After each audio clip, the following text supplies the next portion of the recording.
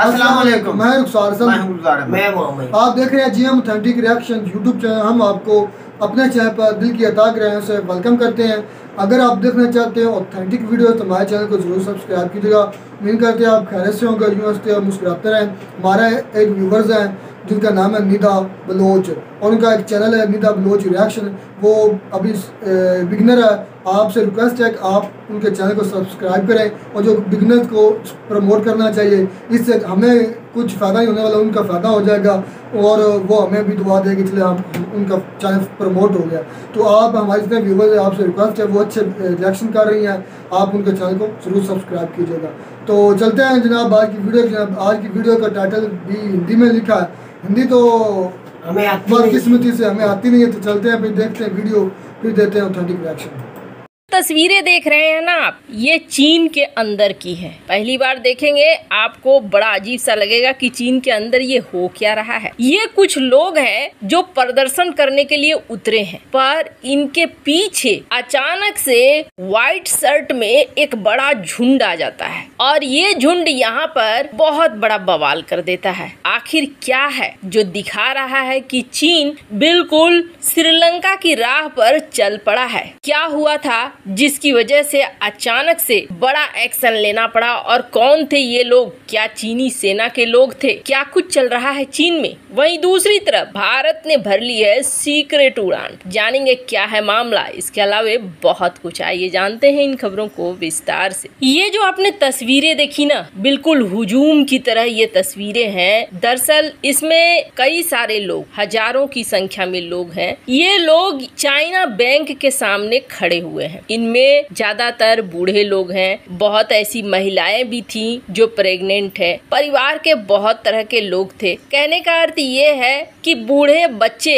और औरतें भी इस पूरी भीड़ में जमा थी। और ये क्या कर रहे थे? ये कर रहे थे प्रोटेस्ट। हो कहाँ रहा था? ये हो रहा था हेनान प्रांत में। हेनान प्रांत में ये प्रोटेस्ट कर रहे थे, बैंक के सामने खड़े थे बिल्कुल शांतिपूर्ण तरीके से। और वो ये कह रहे थे कि हम सरकार के करप्शन और वायलेंस के खिलाफ खड़े हैं, हमारे पैसे हमें वापस दे दो, आप हमारे पैसे को चुराओ मत। अब इनमें से कुछ ऐसी महिलाएं थी जिनके मिलियन ऑफ युआन जमा है। बहुत छोटे बड़े बिजनेसमैन हैं जिनके करोड़ों डॉलर यहाँ पे जमा हुआ है। और ये सिर्फ झेंगझोउ ब्रांच की बात है। इस तरीके के न जाने कितने हैं मिलियंस ऑफ डॉलर जिसको सीज कर लिया गया है। दरअसल हुआ क्या है? हुआ ये है कि चीन का सेंट्रल हेनान प्रोविंस में ये कहा गया है कि यहाँ पर जितने रूरल एरियाज हैं, जितने ग्रामीण इलाके हैं, सब बैंकों को सीज कर दो। यहाँ से कोई पैसा नहीं निकाल पाएगा। अब मिलियंस ऑफ डॉलर इसमें फंस गए हैं। डिपॉजिटर्स अपने ही पैसे को निकाल नहीं पा रहे हैं। जब भी ये वहाँ पहुँचते हैं कहा जाता है कि नहीं, अभी हमारा इंटरनल सिस्टम मैनेजमेंट में चला गया है, अभी हम आंतरिक रूप से चीजों को ठीक कर रहे हैं, अभी हम आपको पैसे नहीं दे सकते हैं। अब धीरे धीरे असर ये होने लगा कि लोगों को समझ में आने लगा कि यहाँ कुछ घपला हुआ है और यहाँ चीन अब हमारे पैसे देना नहीं चाहता है। यानी सरकार, चीनी अथॉरिटी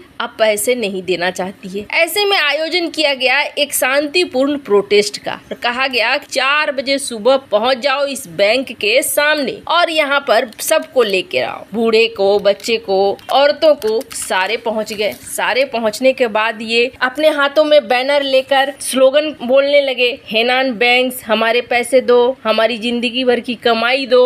वैसे इसमें ऐसा बिल्कुल भी नहीं था कि एंटी चाइना कुछ प्रोटेस्ट हो रहा हो। चाइनीज फ्लैग के साथ भी बहुत सारे लोग थे। इनका मेन मकसद ये था कि चाइना की बैंक हमें पैसे दे दे। और अब इन्होंने क्या किया, एक पिल्लर पर माओ जेडोंग का पोस्टर लगा दिया। माओ जेडोंग कौन है तो आपको बता दें, ये वही शख्स है जिसे माना जाता है चीन का सबसे शक्तिशाली नेता इतिहास का। और इसको लगाकर यही बताया गया कि आप भ्रष्ट लोगों को निकालो, सरकार यहाँ हमारे साथ गलत कर रही है, हमारे पैसे को हमें क्यों नहीं लौटा रही है। सब कुछ चल रहा था, अभी शुरू ही हुआ था, मात्र 5-10 मिनट हुए होंगे, संडे का दिन था और मात्र 5 से 10 मिनट के अंदर एक शख्स आता है, अधिकारी है जो बैंक का, वो कहता है कि आप लोग यहाँ से चले जाइए, हम जो है आपके पैसे रिलीज कर देंगे जब समय आएगा तब। वैसे आपको बता दें,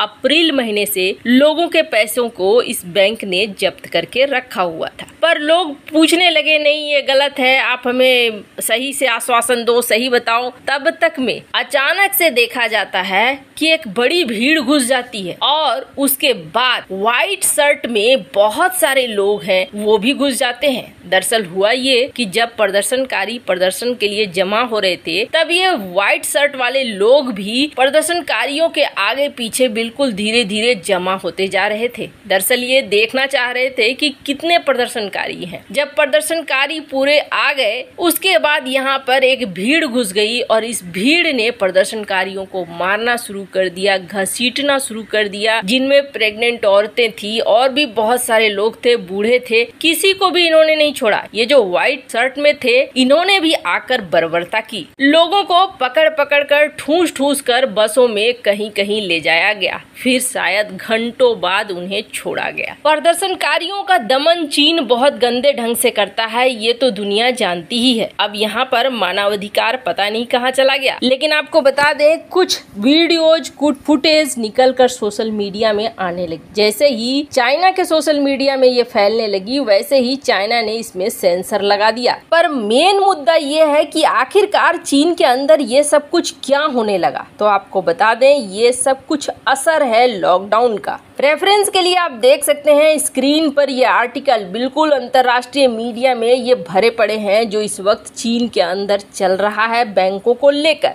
लॉकडाउन लगाने की वजह से इकोनॉमिक तौर पर चीन को बहुत ज्यादा हानि हो रही है और ये हानि इस तरीके की हो रही है कि अब चीन उसे छिपाने के लिए बैंकों में जो पैसे हैं उन्हें जब्त कर रहा है और उसके लिए वक्त चाह रहा है कि जब सब कुछ ठीक होगा तब हम आम लोगों को पैसे देंगे। लेकिन जो तरीका अपनाया है चीन ने कि वो अपनी जनता से बात नहीं कर रहा है, ये नहीं कह रहा है कि इकोनॉमिक स्लो डाउन है, बल्कि सीधे सीधे तानाशाह की तरह जब्त कर लो, उसकी वजह से एक असंतोष और भय का वातावरण फैल गया है चीन के अंदर। और वैसे भी कोविड की जो पॉलिसी अपना रहा है चीन, इसको लेकर चीन के अंदर बिल्कुल भी लोग खुश नहीं है और उसका असर ये हो रहा है कि धीरे धीरे विद्रोह की भावना जन्म ले रही है। वैसे आपको बता दे ये विद्रोह की भावना आसपास के देशों के लिए खतरा बनेगा। इसलिए खतरा बनेगा क्योंकि अब जनता के अंदर के इस विद्रोह को दबाने के लिए जो चीनी नेतृत्व है वो जनता का ध्यान दूसरी तरफ भड़काना चाहेगा और दूसरी तरफ भड़काने के लिए ये किसी न किसी के साथ युद्ध शुरू करेंगे, या तो ताइवान के साथ युद्ध शुरू कर देंगे या फिर भारत के साथ युद्ध शुरू कर देंगे। वैसे भारत भी इसके लिए काफी तैयार दिख रहा है क्योंकि अब जो खबर आ रही है वो खबर भारत के लिए बेहद महत्वपूर्ण है, क्योंकि कहा जा रहा है सीक्रेट तौर पर जो तेजस MK1 है उसने अपने उड़ान को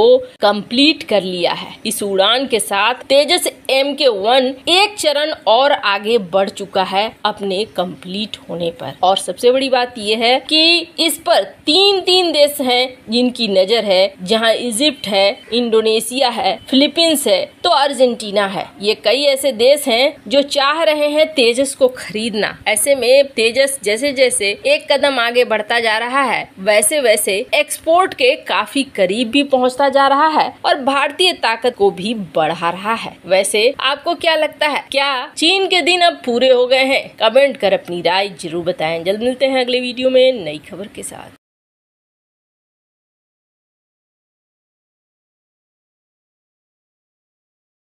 तो जी वीडियो खत्म। ये इससे पहले भी हमने इस चीज़ का इजहार किया था कि चाइना के अंदर जो मीडिया, सोशल मीडिया हो या इलेक्ट्रॉनिक मीडिया हो, उन पर टोटली बैन है। उनको इजाज़त नहीं है कि कोई भी अंदर की चीज़ जो अफवाह बाहर दे।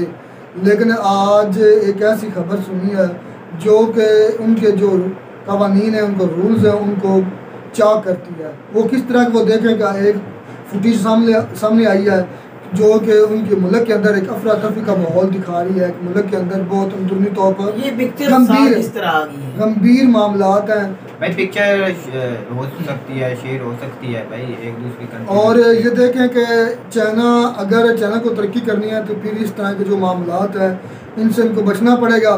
और उनको बचने के लिए फिर उन्होंने अपनी फोर्स का इस्तेमाल किया। लेकिन मैं ये समझता हूँ उन्होंने एक स्पेशल फोर्स बनाई हुई है अपनी, जो ऐसे मसले कंट्रोल करती है। देखा नहीं आपने, वो पहले इब्तिदा कर रहे हैं, उसके बाद वो फौरन ही आ गए वो स्पेशल वाले। उन्होंने ऐसे कंट्रोल किया, कोई उन्होंने बसों में लाल कर बाहर फेंक। असल में जब भी 1 घंटे बाद उन्होंने रिहा भी कर दिया। कभी भी जो हक की बात है, जो सच है, कभी भी फोर्स के लिए दबाया नहीं जा सकता। ये बात तय है। अगर तो वो हक पर हैं जो उधर प्रोटेस्ट कर रहे हैं, तो फिर आप जितनी मर्जी फोर्स इस्तेमाल कर लें, एक ना एक दिन किसी और रूप में वो उठेंगे, वो किसी और शक्ल में निकलेंगे। वैसे भी दंगा फसाद और ज़्यादा से ज़्यादा मुल्क में एहतजाज वगैरह तो नहीं, एहतजाज पूरा मन एहतजाज हक है, वो भी एहतजाज ही कर रहे, पूरा मन ही कर रहे। लेकिन चाइना में हक नहीं है उनका। चाइना में वीडियो में आया, पिक्चर में हमें चाइना में भी हर किसी का हक होता है। वो तो हक हम कह रहे हैं ना, पाकिस्तान, इंडिया, दूसरे चाइना में अपनी किस्म का, चाइना में नहीं है भाई। ये एक पहला केस है चाइना में अपनी किस्म का। ये पहला केस है जब मैंने देखा कि चाइना में, मैंने भी चाइना की पहली न्यूज आई है। मैं हो सकता है और भी हो, लेकिन हमारे तक तो ये एक ही पहुंची है। जब से हम रिएक्शन करने लगे ना, पहले हमने ये वीडियो की है। और चाइना की तरक्की का राज भी यही है कि उन्होंने अपने इलेक्ट्रॉनिक मीडिया और सोशल मीडिया को थोड़ा सा कंट्रोल किया हुआ है। वो कोई भी चीज़ अपने अंदरूनी जो कि उनकी सालमियत, उनके मुल्क की सालमियत के लिए खतरा हो सकती है, वो बात नहीं निकाल सकते।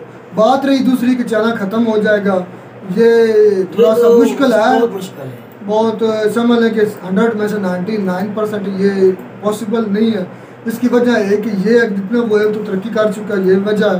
दूसरी वजह ये है कि वो अपने राज होंगे गद्दार, उधर भी उस मुल्क में भी होंगे। हर मुल्क में मीर जाफर और मीर सादिक होते हैं भाई। रुखसार उनकी भी अकाउंट में डगमगा रही है भाई। वो बात नहीं कर रहे कि उन्होंने आवाम का पैसा जो है वो बैंकों में रखना। असल में जितना झटका लगा ना इन चाइना को, पहले जब कोरोना आया था उस वक्त यही बात की है, जब मुल्क स्टेबल हो जाएगा तो हम आपके पैसे दा देंगे। ये तो इसका मकसद यही है ना कि चाइना भी है थोड़ा सा डगमगा रहा है, उसकी भी इकोनॉमी भाई पैसा मांग रही। मुझे पूरी दुनिया में एक मुल्क दिखा दे जो स्टेबल है।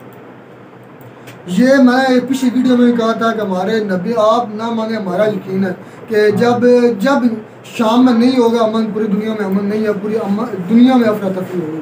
और ये देख लें आज वो बात पूरी हो चुकी है। और देख लें कि अब पूरी दुनिया में कौन सा मुल्क है जहाँ दंगे फसाद नहीं हो रहा। हर जगह पे कोई ना कोई झड़प। अब हालांकि सऊदी अरेबिया भी है, उधर कुछ थोड़ा सा मुझे लगता है कि उधर भी कुछ चीज़ें नजर नहीं आ रही अभी तक, लेकिन हो सकता है कि आपस मोहल्लात के अंदर कोई मसले मसाइल चल रहे हो। और पिछली न्यूज़ आई भी थी, मोहम्मद बिन सलमान और उसके दूसरे जो फैमिली मेम्बर्स हैं दूसरे, उनके साथ उनकी कुछ राय के खिलाफ था, उनके भी मसाइल सामने आए थे। ये वो मसाइल है जो हमें नज़र आए, इसके अलावा पता नहीं कितने और मसाइल होंगे। यही वजह है कि हर मुल्क में कुछ ना कुछ चलता रहता है। और चाइना, पिछली वीडियो में हमने बात की थी कि चाइना ने अपनी फ़ौज बनाई है, रोबोटिक फ़ौज। वो किस लिए बनाई है? वो अपने दिफा को और मजबूत बनाने के लिए बनाई है। लेकिन इंडिया ने उसका रिस्पॉन्स करते हुए वो इंडिया भी खुद अपनी वो फ़ौज बना रहा है, जो कि अब देखा चाइना अगर अफरा तफरी है तो उसका फ़ायदा, क्योंकि अब वो ये कहना चाहे क्या कि उसका जो अंदरूनी मामलात से तवज्जो हटी है अवाम की, अंदरूनी मामलात की तरफ हो जाए कि ये फलाना देखें हम पर मतलब कर रहा, अटैक कर रहा, हम उसका रिस्पॉन्स कर रहे हैं, आप हमारे साथ कोऑपरेट करें। ये बात भी ठीक थी इस वीडियो में। और बहरहाल मुझे तो ये है ना अजीब सही लगा है कि इंडिया चाइना के अंदर की वीडियो किस तरह नजर आ गई और चाइना के हालात भी खराब हो ये बात छोड़े कि किस तरह उन्होंने बताया कि उन्होंने मीडिया, सोशल मीडिया पर सेंसर लगा दिए हैं। जो ये वीडियो है वो जाएगी, वो तो उन्होंने करना ही था, कंट्रोल नहीं करेंगे तो पिक्चर शेयर हुई है, पिक्चर उन्होंने ली है। तो पिक्चर ही है वो जो आज इंडिया की न्यूज है, इंडिया वाले बता रहे हैं ना भाई। इंडिया इसको बहुत ध्यान से वाच कर रहा था कि चाइना का और भाई वो तो चाहेंगे इनकी कोई ना कोई न्यूज़ निकले जिसको इंडिया वाले मीडिया चेहरा दिखाएं। मेरी तो बात सुन, इंडिया वाला जो मीडिया है वो चाइना की हर नेगेटिविटी पर नजर रखी हुई है भाई। मैं तो जहाँ तक समझता हूँ, मैं अक्सर ये कहा कि जो सोशल मीडिया और इलेक्ट्रॉनिक मीडिया को लगाम होनी चाहिए। ये वो बातें भी कर देते हैं जितना इंडिया वालों ने बनाकर ये आज या 2-3 दिन बात होगी, ये देख लो, ये बात भाई यहाँ पे ही खत्म हो जाएगी। उनके अवाम बहुत इतनी बड़ी नहीं, उन्होंने सिर्फ वो हुकूमत के साथ ही चल रही है, ना चली होती इतनी तरक्की वो ना करते भाई। जो इंडिया और पाकिस्तान में इशू इतने बड़े बड़े हैं वो कंट्रोल हो जाते हैं, वो तो इशू नहीं है, छोटा सा इशू है। पाकिस्तान में देख रहे हैं आप, जितने बड़े पाकिस्तान में इशू बने हैं, मुझे नहीं लगता कहीं और बने होंगे, जितने हालात हमारे खराब हो चुके हैं। चाइना को भी इसके बारे में सोचना चाहिए कि सोच रहे हैं गुरदास, उन्होंने कंट्रोल कर लेना है। भाई देख रहे हैं फौज में जो वाइट शर्ट्स में बता रहे थे कि स्पेशल फोर्स है, उनकी फोर्स है जो कि उन्होंने कंट्रोल कर लिया है, उनको गायब किया, पहले उनसे जो डिमांड्स थी उनकी वो खत्म की।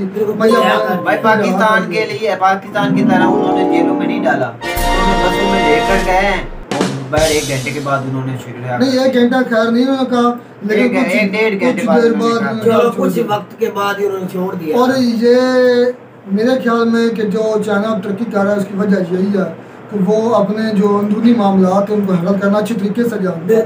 उनको पता है, क्योंकि जब देर में कोरोना आया था उस वक्त उन्होंने 10 दिनों में आलमी रिकॉर्ड था कि 10 दिनों में 3000 बेडों पर मुश्त उन्होंने बनाया था। उस पर ये गिनीज ऑफ वर्ल्ड रिकॉर्ड भी बना था कि 10 दिनों में इतना बड़ा अस्पताल बनाना ये कोई आम सी बात नहीं है, और उन्हें करके दिखाया। और वो मेहनती कौम है, और मेहनती होने के साथ साथ वो अपनी चीज़ों को कोशिश करते हैं। भाई उनके पास हर चीज़ है भाई, यही वजह किसी मुल्क से मांगनी नहीं पड़ी थी। जो उन्होंने अस्पताल बनाया था ना, उनके पास हर चीज़ थी और उनकी मेहनत थी भाई। तो उम्मीद करते हैं आपको हमारी वीडियो अच्छी लगी होगी। अगर वीडियो अच्छी लगी हो तो हमारे चैनल को जरूर सब्सक्राइब कीजिएगा। मिलते हैं नए वीडियो में नए टॉपिक के साथ, तब तक वीडियो चलो।